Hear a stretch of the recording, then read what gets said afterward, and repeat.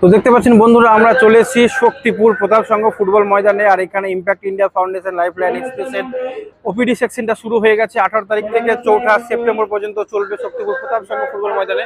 আর এটা হচ্ছে ভিতরে প্রচুর জায়গা করা হয়েছে এখানে বসার জন্য, রুগীদেরকে বসার জন্য জায়গা করা হয়েছে, কোনো রকম অসুবিধা হবে না।